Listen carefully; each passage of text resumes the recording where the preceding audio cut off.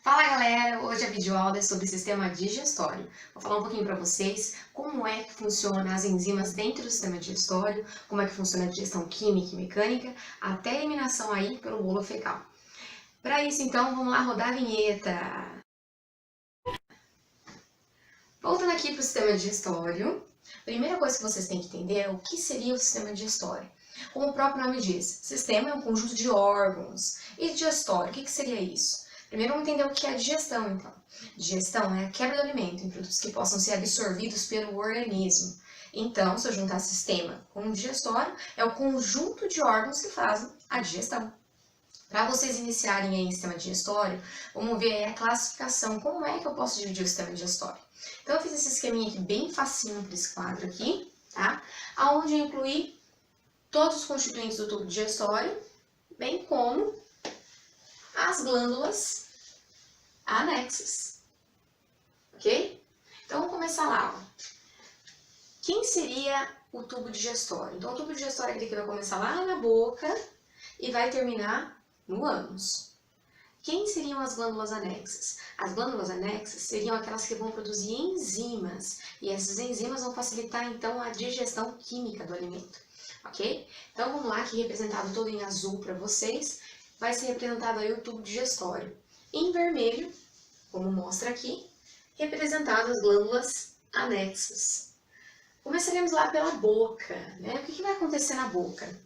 Primeiro, nós temos a ação dos dentes. Então, para quem não sabe aí, nós temos os dentes incisivos, que ficam bem aqui na frente, que são responsáveis aí por rasgar o alimento. Ao lado dos incisivos tem os caninos, que vão dividir o alimento. Lá no fundo tem os molares e os pré-molares, que são responsáveis por triturar, amassar o alimento. Mas não é só isso não. Nós temos a língua, que vai facilitar aí para amassar esse alimento, então ajudar também na deglutição.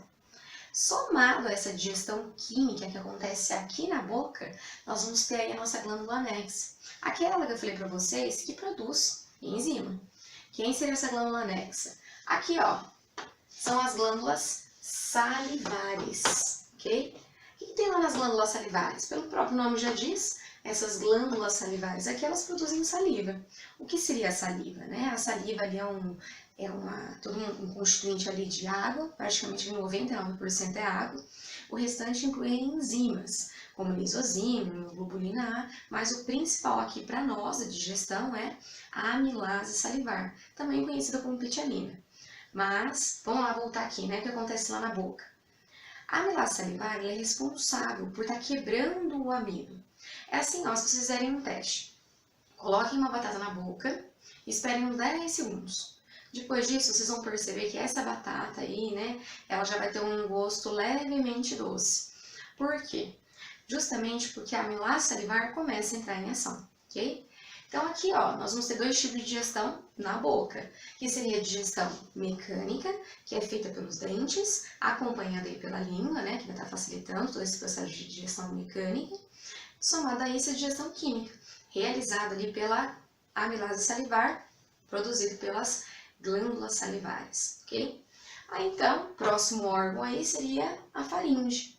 A faringe ele é um órgão comum, tanto ao sistema digestório quanto ao sistema respiratório. É por isso que vocês não devem ficar comendo e falando ao mesmo tempo. Isso pode fazer com que o alimento ele saia dessa via do trato gastrointestinal e entre na via aérea, o que não é interessante aqui para nós. Na faringe eu só tenho a digestão mecânica, que seria aquela pelo método da deglutição. Na sequência, aí, nós vamos ter o esôfago. O esôfago ele é constituído em sua boa parte aí, por uma musculatura lisa. E essa musculatura lisa que vai fazer movimentos peristálticos. O que seria isso? O movimento peristáltico é aquele que a gente não tem o controle e também é um movimento unidirecional feito por essa musculatura lisa. Quer dizer o quê? Independente da posição onde você estiver sentado, o alimento ele sempre vai naquela direção. O próximo órgão aí, ó, é o estômago. Aqui no estômago, nós vamos encontrar tanto a digestão mecânica, que é realizada pelo peristaltismo, como também a digestão química, que vai ser realizada agora aqui nesse caso pelo suco gástrico. O suco gástrico ele vai conter uma alta concentração de ácido clorídrico, o que deixa meu pH girando lá entre 1 e 2. É um pH extremamente ácido. o que é uma vantagem, porque elimina muitas das bactérias que nós ingerimos aí durante a alimentação. Além disso, nós vamos ter aqui, devido a esse pH extremamente ácido, a ativação do pepsinogênio em pepsina. O que seria isso?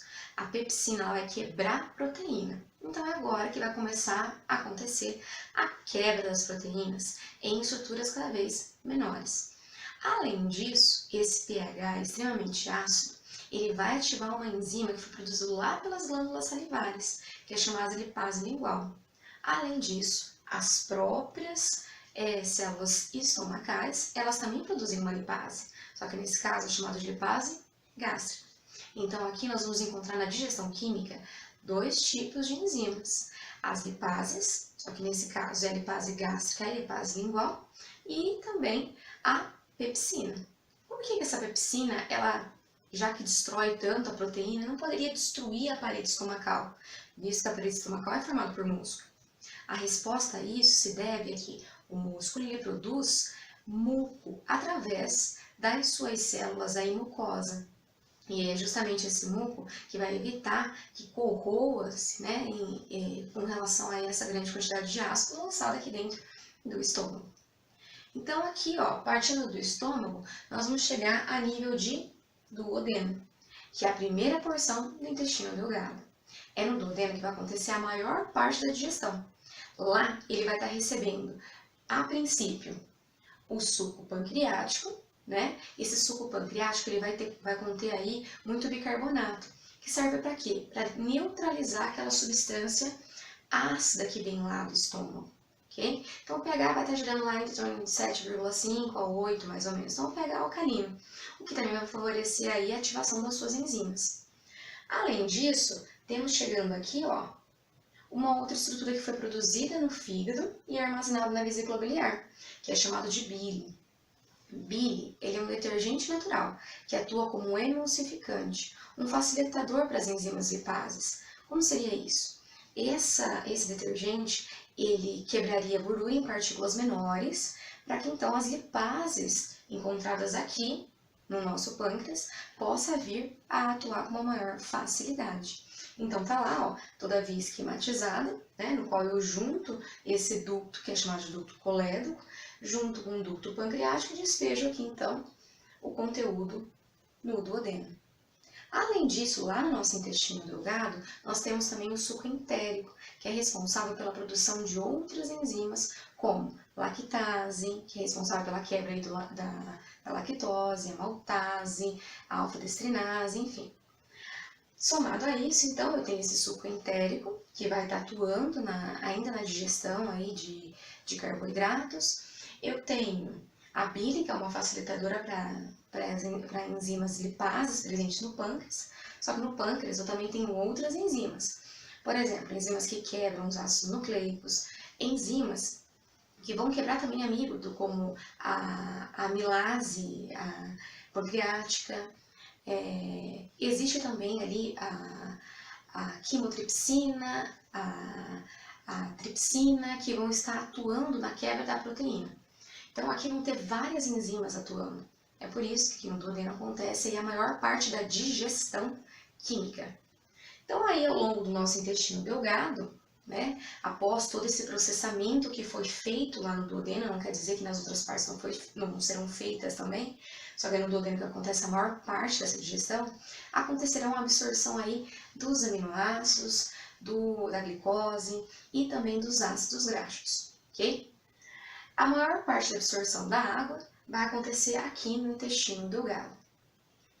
Do intestino delgado, o quimo que foi formado vai passar para o intestino grosso. E é lá a nível de intestino grosso que esse quimo vai ser convertido em quilo e posteriormente aí em bolo fecal. Então aqui, ó, no nosso intestino grosso, nós vamos ter aí a atuação como digestão química da flora bacteriana, nossa flora intestinal. O que elas vão fazer? Né? Elas têm ali como função quebrar o restante dos carboidratos que não foram processados nos outros órgãos acima, e também é responsável aí pela produção de algumas vitaminas do complexo B e da vitamina K. Além de estar atuando aí, né, agora no caso dessas bactérias aí, vivendo então com uma relação de simbiose com o nosso organismo. Para a digestão química, para a digestão mecânica, eu já sigo a ordem. Eu faço então o peristaltismo, até a eliminação então do bolo fecal. Basicamente aí não tem tanta absorção de água como acontece no intestino delgado, tá? Então, nesse caso aqui, ó, foi apresentado para vocês todos os órgãos que constituem a via do tubo digestório, bem como as suas glândulas anexas. Fiquem aí atento para a próxima videoaula. Se vocês gostaram, curtam o canal, se inscrevam nele e não esqueçam, ativem o sininho. Até a próxima!